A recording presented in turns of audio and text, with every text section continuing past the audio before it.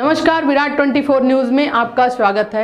आपके साथ मैं हूं अनीता। जम्मू कश्मीर के पहलगांव में हुए आतंकी हमले ने पूरे देश को झकझोर कर रख दिया है।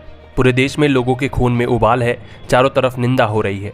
कांग्रेस पार्टी ने रीवा में कैंडल मार्च निकालकर शहीदों को श्रद्धांजलि अर्पित की। कांग्रेस पार्टी के जिला अध्यक्ष राजेंद्र शर्मा ने कहा कि उक्त मामले में उनकी पार्टी सरकार, जनता और सेना के साथ खड़ी है। आतंकियों का सफाया होना चाहिए। कांग्रेस नेता ने कहा कि यह कहकर कोई वारदात करता है कि वह मुस्लिम है तो उसे छोड़ा जाएगा। हिंदू बताने पर हमला किया गया तो वह सामाजिक सौहार्द बिगाड़ने का प्रयास किया जा रहा है। आतंकी मुसलमानों के प्रति देश में दुर्भावना पैदा करना चाहते हैं। आइए आपको दिखाते हैं कैंडल मार्च और सुनते हैं इंजीनियर राजेंद्र शर्मा ने और क्या कहा है।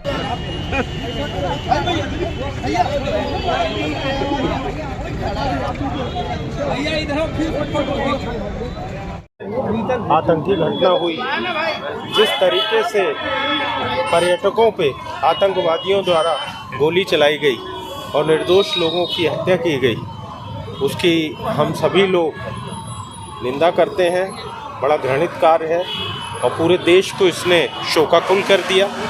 ऐसे समय में कांग्रेस पार्टी पूरे देश में देश की जनता के साथ खड़ी है, हमारी सेना के साथ खड़ी है और हमारी सरकार के साथ खड़ी है।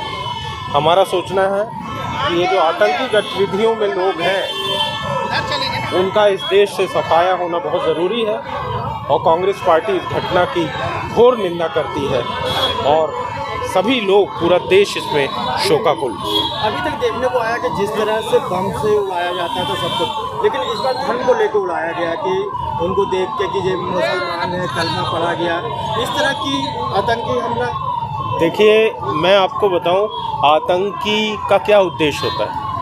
आतंक जब किस देश में किया जाता है तो सिर्फ इसलिए किया जाता है कि उस देश में अस्थिरता पैदा की जाए, देश के लोगों के, आवाम के बीच की शांति भंग की जाए।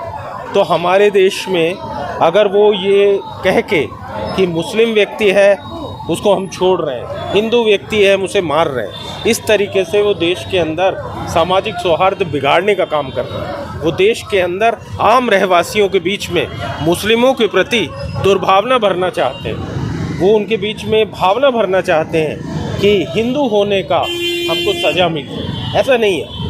बंदूक और गोली ये किसी के धर्म को नहीं पहचानती। धर्म को पहचानता है आदमी।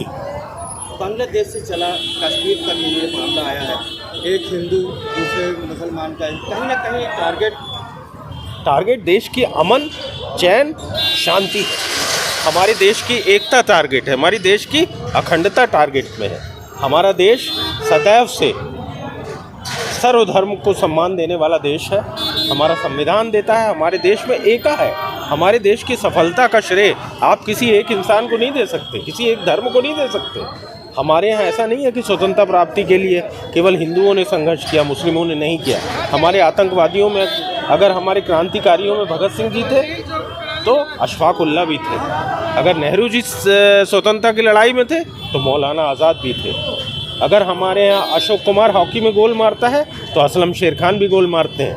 अगर सुनील गावस्कर के नाम सेंचुरीज के रिकॉर्ड है तो अजरुद्दीन के नाम भी सेंचुरी के रिकॉर्ड है। ये देश सबसे मिल के बना हुआ है।